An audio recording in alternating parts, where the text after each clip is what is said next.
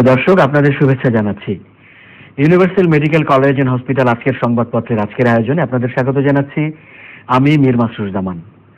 সংবাদপত্রের শিরোনামগুলোকে ঘিরে চলমান পরিস্থিতি নিয়ে আলোচনার নিয়মিত এই আয়োজনে আজ আমাদের সঙ্গে রয়েছেন ঢাকা বিশ্ববিদ্যালয়ের সম্মানিত উপাচার্য অধ্যাপক ডক্টর আরিফিন সিদ্দিক।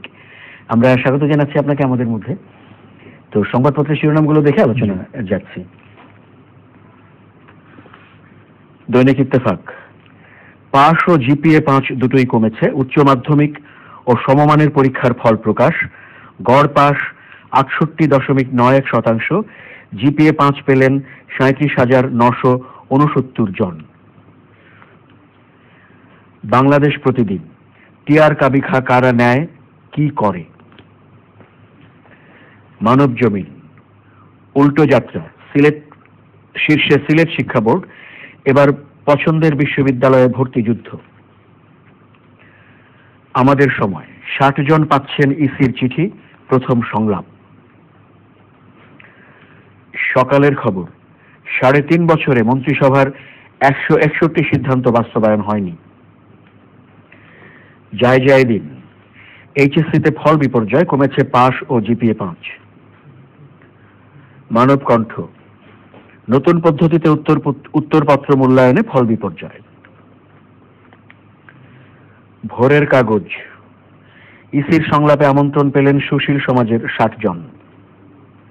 ইউনুস সালমানের বিরুদ্ধে আইনজীবীর মামলা খারিজ। এসআই সহ 6 কোর্ট পুলিশ ক্লোজড। আমাদের অর্থনীতি, জামায়াতে ইসলামী স্বনামে নির্বাচনে অংশ নিতে চায়। দৈনিক ইনকিলাব, এইচএসসি আলিম ও সমমানের ফল প্রকাশ, নতুন মূল্যায়নে সঠিক ফল। দৈনিক দিনকাল, কলেজের পিলারে রড নেই। দৈনিক সংগ্রাম, আজ থেকে হজ ফ্লাইট শুরু। দৈনিক করতোয়া, কত পার্সেন্ট পাস করলো সেটা বিবেচ্য নয়, প্রধানমন্ত্রী। The Independent, harassment of Barguna UNO, government goes for total damage control. New Nation, lending beyond Bangladesh bank limits. 11 banks go for making profit overnight. Our Time, HSC pass rate falls to 68.91% on new evaluation measures. আমরা সংবাদপত্রের শিরোনামগুলো দেখছিলাম। আজ অভিন্নভাবে প্রধান শিরোনাম, এমনকি একাধিক প্রধান শিরোনাম হচ্ছে এইচএসসি পরীক্ষার ফল প্রকাশকে ঘিরে। কেননা উচ্চ শিক্ষায় প্রবেশের এটি হচ্ছে সর্বশেষ সিঁড়ি। এটি যারা অতিক্রম করলো তাদেরকে অভিনন্দন জানাই, তাদের উন্নত ভবিষ্যৎ কামনা করি। পাশাপাশি ফলের যে বিশ্লেষণ আমরা দেখতে পাচ্ছি বা ফল সম্পর্কে যা বলা হয়েছে সেটি হচ্ছে অন্যান্য বারের তুলনায় এবার পাস এবং জিপিএ 5 কমেছে, সেই শতকরা হারও আমরা শিরোনামে শুনলাম। এই বিষয়ে আপনার মূল্যায়ন?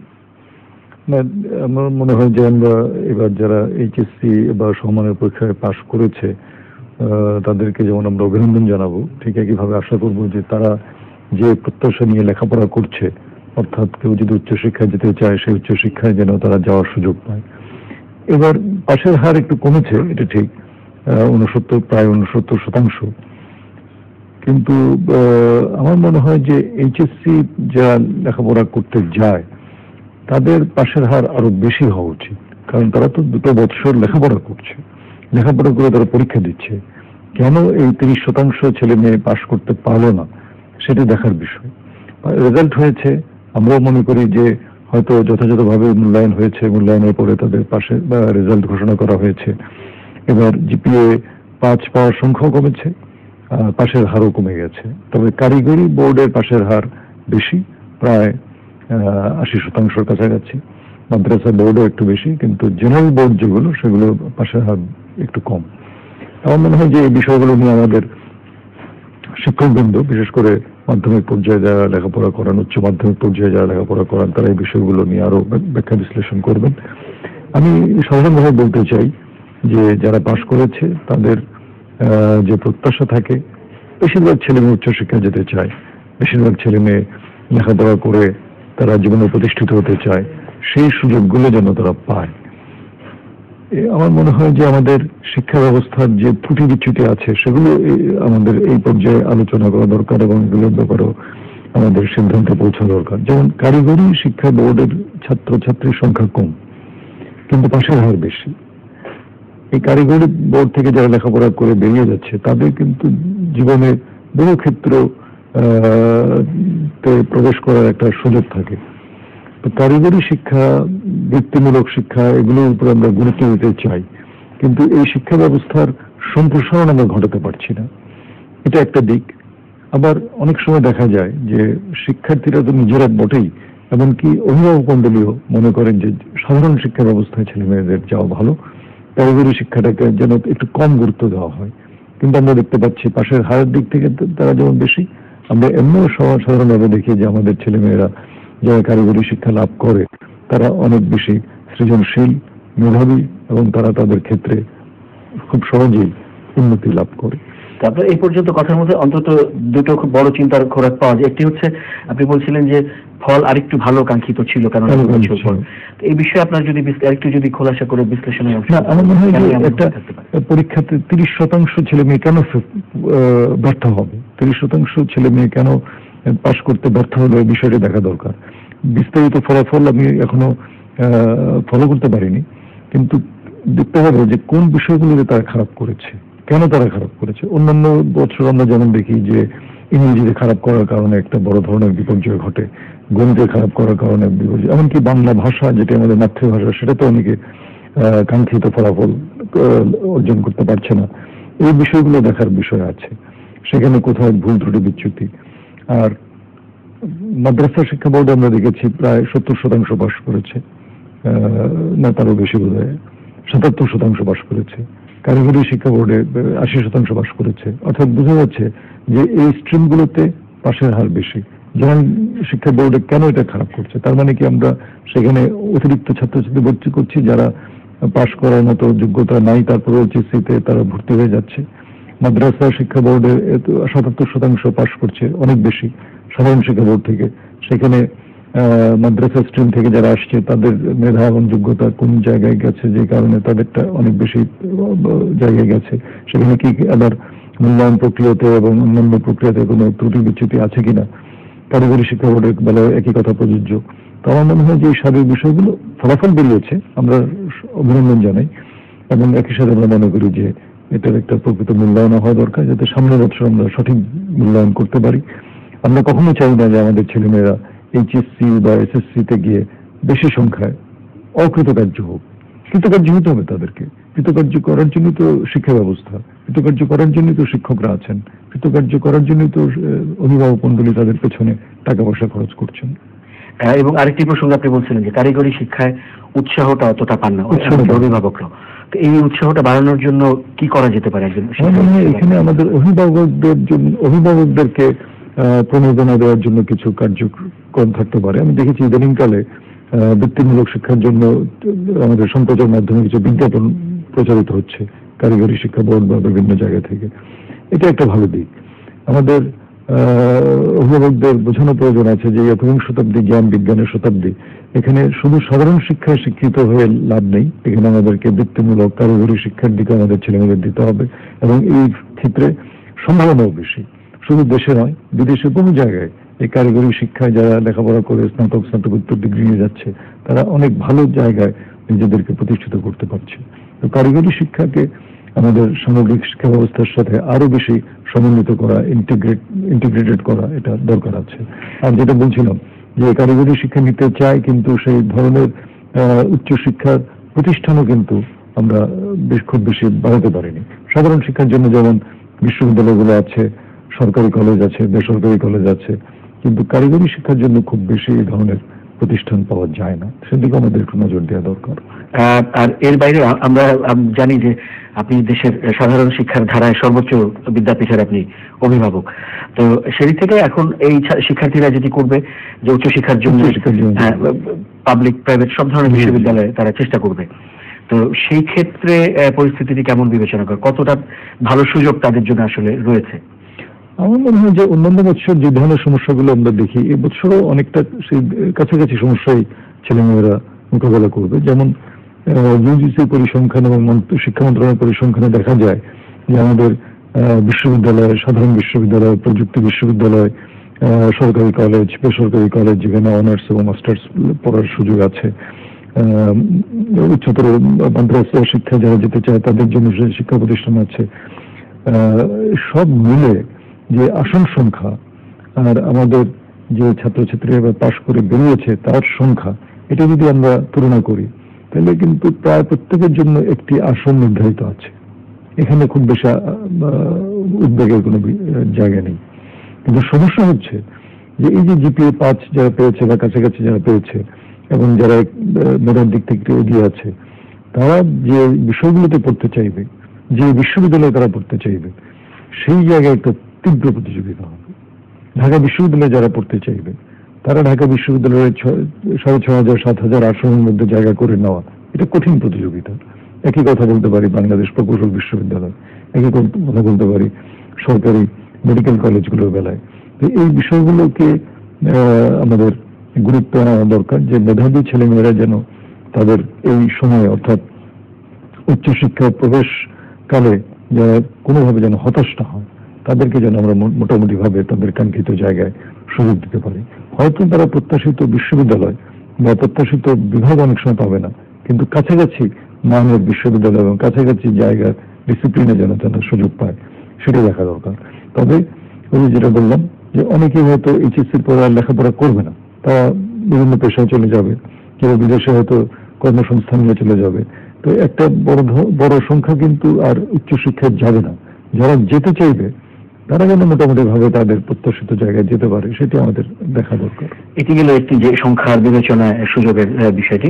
কিন্তু আমরা গতবার পর্যন্ত যেটি আরেকটি বিষয় আমরা আলোচনায় দেখেছি, যা নিয়ে উদ্বেগও প্রকাশ করা হয়েছে, যে সংখ্যার দিক থেকে সুযোগ ছিল কিন্তু যোগ্যতার কারণে অনেকে পারেননি, ভর্তি পরীক্ষায় খারাপ করার কারণে। এটা তো ঢাকা বিশ্ববিদ্যালয়ের দৃষ্টান্ত আমরা দেখেছি।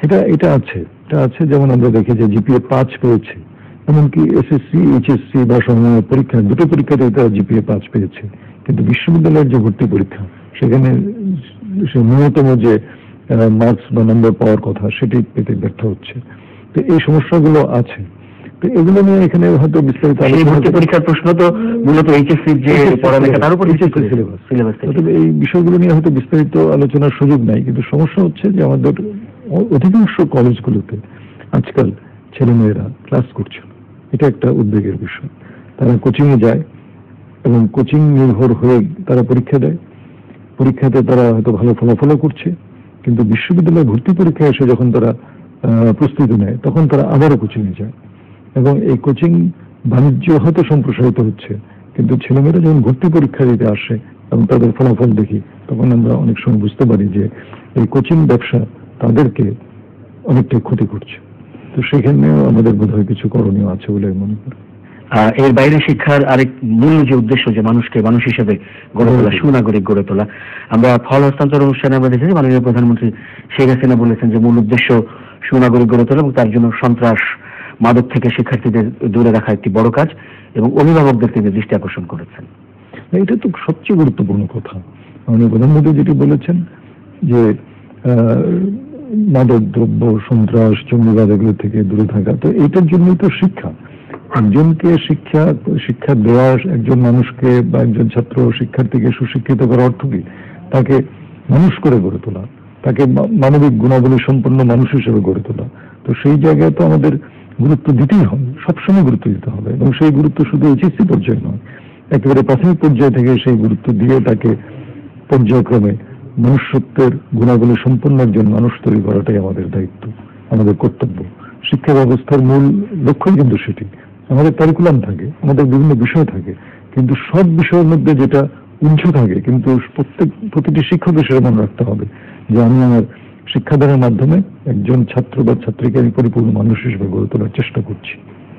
একজন শিক্ষক হিসেবে, শিক্ষাবিদ হিসেবে, এই যে আপনি যে কথাটি বললেন যে যেটি উজ্জ্ব থাকে সেখানে গুরুত্ব দেওয়া, কার্যত তার চর্চা কতখানি আপনার দৃষ্টিতে মনে হয় যে হচ্ছে? আসলে এটা কঠিন প্রশ্ন উত্তর দেওয়া কঠিন। তবে আমরা সবাই তো আজকাল অনেক বেশি স্বার্থবাদী, নিজেদের স্বার্থ, নিজেদের বিষয়গুলো নিয়ে অনেক বেশি ব্যস্ত থাকি। আমি মনে করি যে আমাদের সবারই উচিত হবে শ্রেণীকক্ষে এবং শ্রেণীকক্ষের বাইরে যারা আমরা শিক্ষকতায় আছি, যে পর্যায়ে থাকি না কেন, ছাত্রছাত্রীদেরকে মানুষ হিসেবে গড়ে তোলার জন্য অন্তত কিছু সময় তাদের সাথে কাটানো। যেমন ঢাকা বিশ্ববিদ্যালয়ের কথা বলতে পারি, ঢাকা বিশ্ববিদ্যালয়ের বহু সীমাবদ্ধতা আছে, কিন্তু একটা জায়গা নিয়ে আমরা গর্ব করতে পারি, সেটা হচ্ছে ঢাকা বিশ্ববিদ্যালয়ের ছাত্র এবং শিক্ষকদের মধ্যে একটা অত্যন্ত ঘনিষ্ঠ আন্তরিক সম্পর্ক আছে। এই সম্পর্কটা কিন্তু ধারাবাহিকভাবে চলে এসেছে। একসময় বিশ্ববিদ্যালয়ের টিউটোরিয়াল শিক্ষা পদ্ধতি ছিল, এখন হয়তো সেমিস্টার সিস্টেমের কারণে সেটি নাই, কিন্তু তার যে প্রভাব সেটি আমাদের শিক্ষকদের মধ্যে আছে এবং সেটি শিক্ষকরা প্রতি বছরই আমি দেখি শিক্ষার্থীদের সাথে সেই সম্পর্কটা বজায় রাখার চেষ্টা করেন। অন্যান্য বিশ্ববিদ্যালয়ে আমি আশা করি সেই ধরনের একটা সম্পর্ক গড়ে উঠবে। আসলে শিক্ষক এবং শিক্ষার্থী যত বেশি মত বিনিময় করবে, কাছাকাছি আসবে, একজন আরেকজনের থেকে শিক্ষা নেবে, এমনকি আমার শিক্ষার্থীদের থেকেও আমি কিন্তু অনেক সময় শিক্ষা নেই। একজন প্রথম বর্ষের শিক্ষার্থী সে এমন একটা কথা বলে যে আমি অনেক সময় আশ্চর্য হয়ে যাই যে সে এই চিন্তাটা কিভাবে করেছে। তো এই যে মত বিনিময়ের প্রক্রিয়া, আইডিয়া এক্সচেঞ্জ, এটা কিন্তু দরকার। তো সেটা যদি করা যায়, আমি মনে করি যে মাননীয় প্রধানমন্ত্রী যে আশাবাদ ব্যক্ত করেছেন সেটি অর্জন করা সম্ভব। এবার আমরা একটু ভিন্ন একটি শিরোনামে যাই। এটিও খুব গুরুত্ব দিয়ে এসছে কয়েকটি সংবাদপত্রে। সেটি হচ্ছে আসন্ন নির্বাচনকে সামনে রেখে নির্বাচন কমিশন সংলাপের উদ্যোগ নিয়েছে এবং সুশীল সমাজের 60 জন প্রতিনিধিকে এর মধ্যে আমন্ত্রণ জানিয়েছেন। এখন আমাদের তো গণতান্ত্রিক প্রক্রিয়ায় নির্বাচনে যেতে হয়, নির্বাচনে যাবে, এদেশের সাধারণ নির্বাচন বৎসর তারিখের মাঝে হয়তো চলে আসবে। তো নির্বাচন কমিশন যে রোড ম্যাপ ঘোষণা করেছে সেখানে তারা বলেছেন যে তারা সংলাপে যাবেন রাজনৈতিক নেতৃবৃন্দের সাথে, সিভিল সোসাইটির নেতৃবৃন্দের সাথে, বিভিন্ন জনগোষ্ঠীর সাথে তারা যে সংলাপ শুরু করবেন সেই প্রক্রিয়ায় হয়তো এই 7 জনকে তারা আমন্ত্রণ জানিয়েছেন। আমার মনে হয় যে এটা একটি ভালো পদক্ষেপ। গণতন্ত্রে আলাপ আলোচনার কোনো বিকল্প নেই। গণতন্ত্রে সবসময় আলোচনার প্রয়োজন আছে এবং নির্বাচন কমিশন রাজনৈতিক নেতৃবৃন্দ এবং আমাদের সিভিল সোসাইটি নেতৃবৃন্দের সঙ্গে আলাপ আলোচনা করে যদি কিছু দিক নির্দেশনা পান এবং সেই দিক নির্দেশনা দিতে পারেন, আমার মনে হয় সেটি আমাদের আসন্ন আগামী নির্বাচনকে সুষ্ঠু করার ক্ষেত্রে একটা বড় ভূমিকা রাখবে। নির্বাচন কমিশন গঠিতই হয় সুষ্ঠুভাবে নির্বাচন পরিচালনার জন্য। তো সুষ্ঠুভাবে নির্বাচন পরিচালনার জন্য এই আলোচনা, এই সংলাপ অত্যন্ত গুরুত্বপূর্ণ, এতে কোনো সন্দেহ নেই।